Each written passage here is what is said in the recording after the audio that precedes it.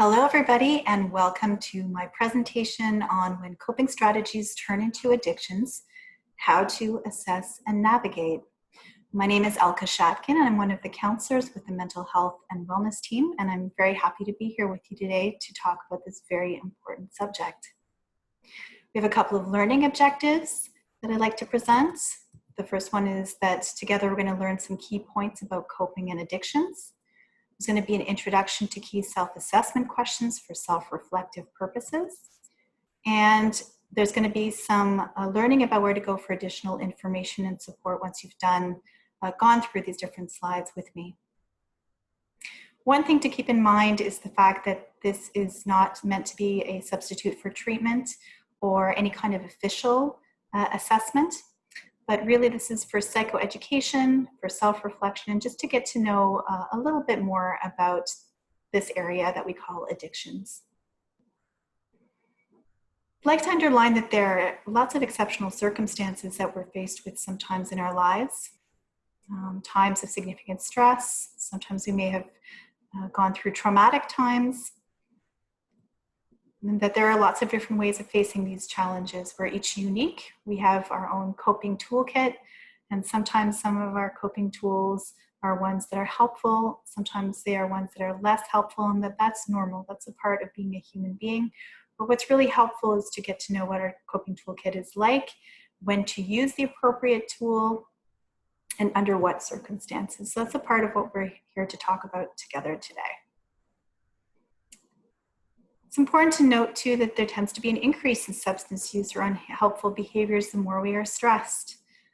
Currently we're going through this situation with COVID worldwide, and there is more and more research coming out to show that there is in fact, or has in fact been an increase in certain types of substance use and other coping behaviors, some of the more unhelpful coping behaviors during these times. Again, each of us try to do our best to cope under each circumstance, but the more we are overwhelmed, the more it is quite common that we struggle more with coping.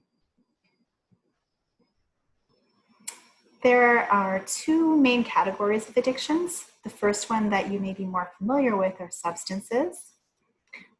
This can be substances can range from different types of recreational drugs like cocaine and marijuana, to cigarettes, anything that changes the neurochemistry can be something that can be used in a helpful and also in a problematic way. That means that people also need to be careful with their caffeine use, for example, or sugar intake.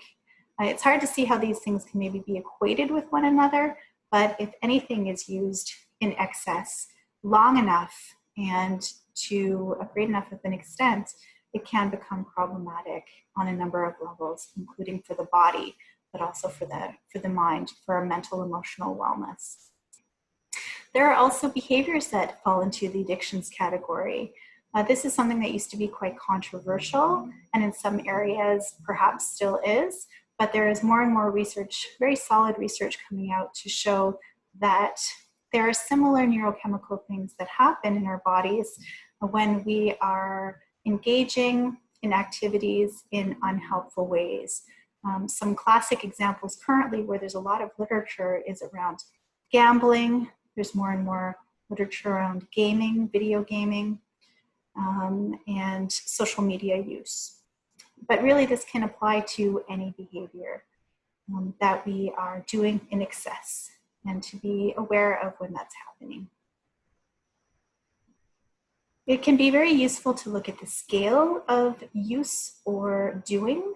So when I say doing, I'm referring to potentially problematic behaviors. And the scale starts with simple use, which is demonstrating relatively healthy functioning. For example, we may have a beer or a glass of wine from time to time, with no negative effects on our mind, body, our emotional world, or a negative impact on the people around us, or in our working environment, for example. Next on the scale is abuse. Abuse is where we're starting to see some negative consequences from a substance we're using or a behavior we're engaging in. This is where maybe we've gone out and spent a lot of money and get the bill at the end of the month and realize that we cannot pay it off for the first time ever, and start to feel some stress about that. You notice that maybe we don't have the same kind of discipline or control that we used to have in that area. Or that's where you might go out and go to a party and have a hangover the next day. There's some pain involved with the amount of use that you may have engaged in. But this is not full-on addiction necessarily at this point, right? So this is the middle part of the spectrum. Then comes dependence or addiction. Signs of dependence or addiction include needing more of an activity or a substance to feel the same sort of outcome, the same sort of high, the same sort of good feeling, the same sort of relief from symptoms that you used to get. So more and more of the activity or substance is needed to feel okay, quote unquote. This is also where not engaging in a behavior or using a substance starts to bring up withdrawal symptoms of some type or another. And this goes for behaviors as well. You can start to feel very edgy, start to notice that we spend a lot of time recuperating from having engaged in a certain activity or used a certain substance. This is where we start to see more and more of a negative impact in multiple areas of our lives. Maybe it started out just with one area of our lives, but now there are problems cropping up in terms of intimate relationships, familial relationships, work, school, our cleanliness, how we take care of our bodies and our home environments, for example. People might start pointing out to us that they're concerned about us. So these are some of the main signs that addiction may be at play, or dependence. A dependence is developing. Some self-evaluation questions to consider at this point. What, if any, problems have you experienced over the past 3 months that were related to use of a substance or a behavior that you're concerned about? And I want to point out here, you may not be looking at this presentation for yourself. Perhaps you're looking at this presentation in order to understand someone else's behavior in your life a little bit better, and that's of course fine as well. So if I say you can also just in your head, just replace that with your loved one's name, for example. Have you or your loved one had any problems with school, at work, or with close relationships? Have family or friends started to express concerns about your use or your engagement with certain behaviors? Now, as you go through these self-reflective questions, I'm going to encourage you to take a very open, non-judgmental attitude towards this. Usually, all of us, in fact, to one extent or another, tend to have negative self-talk and to struggle with that sometimes.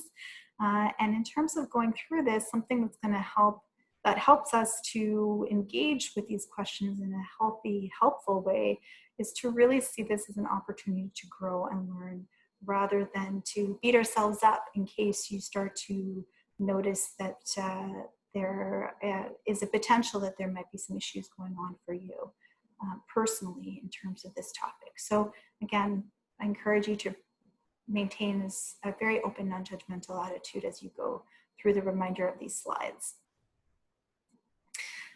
Now, in terms of the use of substances and engaging with coping behaviors, it's actually very natural that we try to find different ways of coping.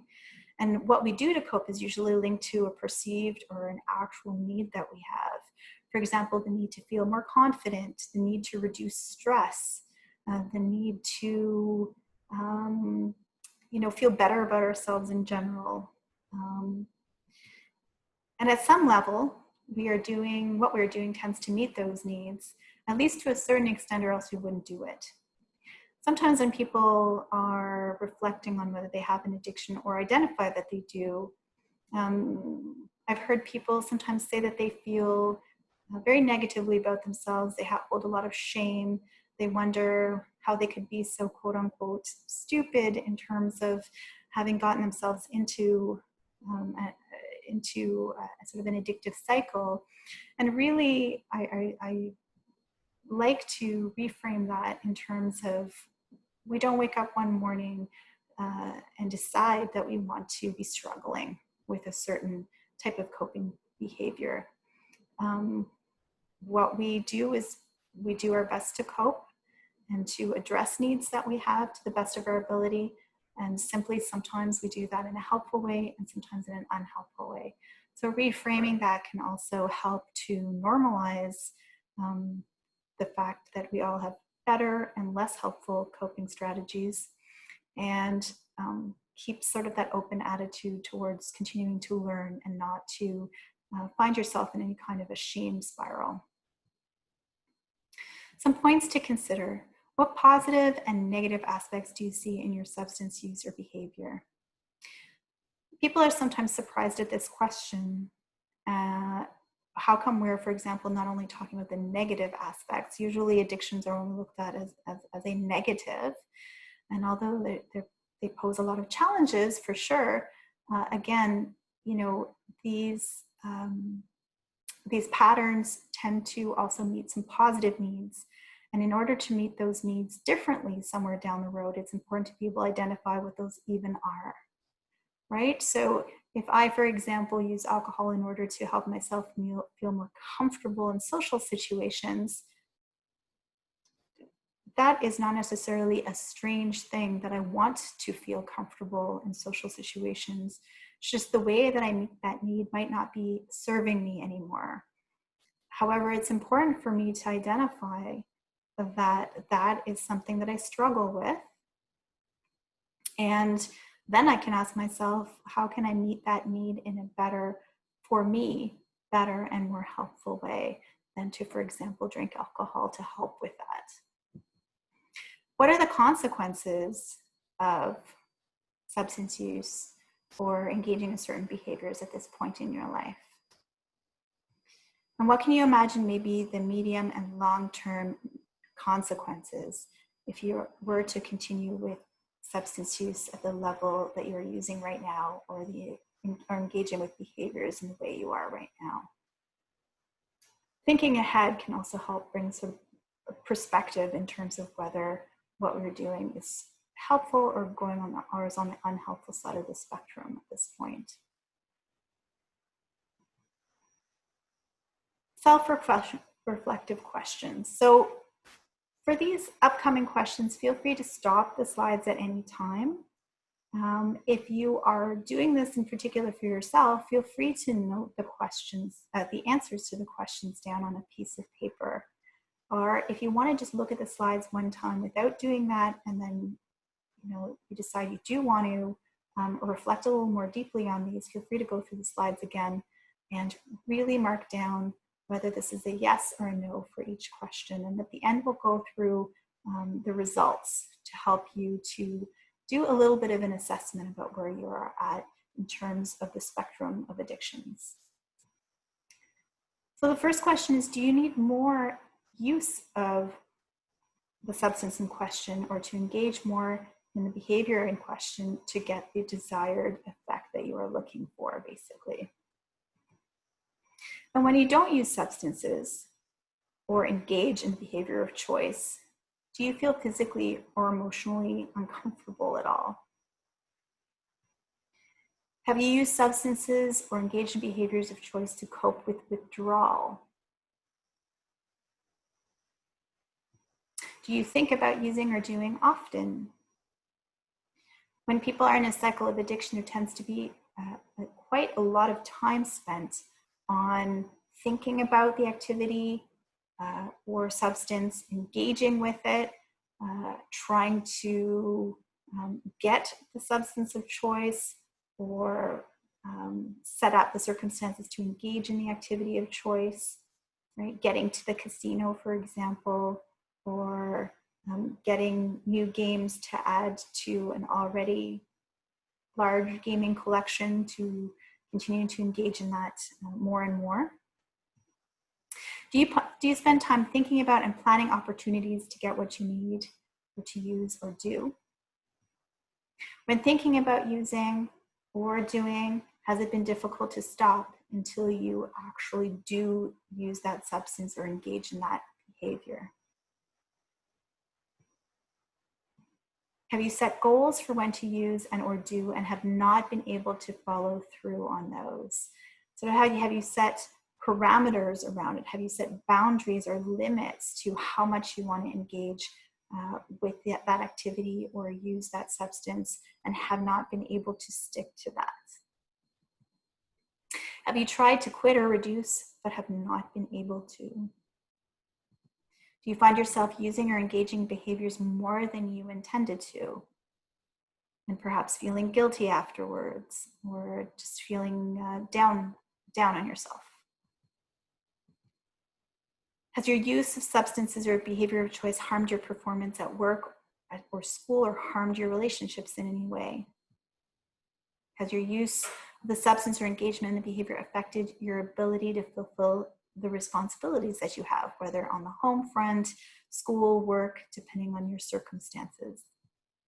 Have you lost all interest in activities that you used to enjoy because they stop you from using the substance or engaging in the behavior of choice? And finally, are most of your social activities related to using the substance or engaging in the behavior of choice? Do you continue to use the substance or engage in that behavior despite its negative impact on your life? Are you neglecting your self-care in any way? For example, nutrition, exercise, your personal hygiene, sleep, due to your use or engagement in behavior that you're concerned about? And finally, has your substance use or behavior of choice worsened other health problems that you may already have? So let's talk briefly about the results. So basically, if you've answered yes to 2 or more of those statements, you may be dealing with use or behavior that has become problematic and is higher on that scale that I was talking about before, is an addiction or is moving steadily in that direction. So again, this is an unofficial reflective exercise rather than an official assessment. But if you did answer yes to 2 or more of the statements, well, good on you, first of all, for being so honest and frank with yourself. And secondly, we're going to talk about some options for you in terms of next steps. With the self-evaluation, just a couple of follow-up questions. How worried about your use or behavior are you right now? If more than one substance or behavior is involved, which one worries you the most? And is there one that causes you more problems than the others? There's no need necessarily to, sometimes there are more things going on for us that are challenging. Sometimes there might be 3 things we're concerned about. There isn't necessarily, not all of them have to be tackled at once, basically. It doesn't necessarily help to feel so overwhelmed that maybe we won't even bother to take a step, or we feel so badly about ourselves that we don't even take that first step. So really, if there is more than one type of substance that you may be using at this point or behavior that you're concerned about, really consider focusing on which one concerns you the most and consider what kind of next steps you can take to address that one first, perhaps. So results. What do you think about the results of your self-reflection? What did you learn about yourself? And once again, please remember to use an open approach without judgment as you consider the results to this whole exercise. And again, really, you can pat yourself on the shoulder for being willing to take a closer look. There are a lot of people who are really scared to do so and sometimes then don't. So really great that you're taking that step. Next steps and additional support. So there are a number of support options you can consider at this point. If you have decided you want to make some concrete changes, here are some suggestions. First of all, there is something called Therapy Assistance Online, which is available to everyone on campus free of charge, and that includes students. You'll see the link at the bottom for how to access TAO, Therapy Assistance Online, and there you will find two modules that deal specifically with addictions and give you further exercises for self-reflection and planning, goal setting, how to maintain motivation when if you decide that you're ready to set a goal and want to follow through effectively with that goal. There are modules on how to work with emotions in more helpful ways, different coping strategies, and also modules on interpersonal relationships, which also can affect our coping. So these are all very interconnected, lots of great modules there, and again, free of charge, available for you anytime, 24-hour access, and you can do the modules at your own pace. Next, you can consider joining a support group if you like a group environment. And luckily, there are options that are also online. The one at the very bottom, AA, Alcoholics Anonymous, there are also, it's not just necessarily, there are not just necessarily groups for alcoholics only. There are lots of different groups that use the AA model for support, which includes Gambling Anonymous, Overeaters Anonymous, lots of different versions. So for Ottawa meetings, if you're in the Ottawa area, there is a link there for you to take a look at. If you are not in the Ottawa area, simply Google Alcoholics Anonymous or Overeaters Anonymous or Gamblers Anonymous, for example, to see what kind of groups may be available in your area. And there are also online meeting options as well that you can look for on the AA websites and GA websites. Another group that's excellent, that's a little bit newer than AA, but has now had many years behind them, is Smart Recovery. It's a different kind of model for support, but also really excellent. And they have in-person and online options as well. You see the link there, and there you can find all the information you need, including free coping tools and self-assessment tools that you can download from their website. Some people also decide that they would like a professional assessment, a professional to assess how they're doing and what kind of level of addiction a person may or may not have or be struggling with. If you're interested in that and you're in the Ottawa area, you can either search under Service Access to Recovery, SAR for short. You can Google that, or you can simply call the number that you find there. And for other options in other parts of the province of Ontario or Canada or internationally, unfortunately, I don't have, it's too difficult to have all of those different options, of course, listed here, but feel free to Google addictions assessment. If you are in Canada, you can dial 311 to ask for some referrals for professional assessments for addictions in your area. Another excellent website in Canada is ementalhealth.ca, which also is a great gateway to all kinds of services that are related to addictions and mental health as well. Then we have lots of different resources that are part of the U Ottawa community that you see on the left-hand side. Some after-hour resources. Feel free to pause this presentation and take a closer look at all of these. There are emergency contacts as well there.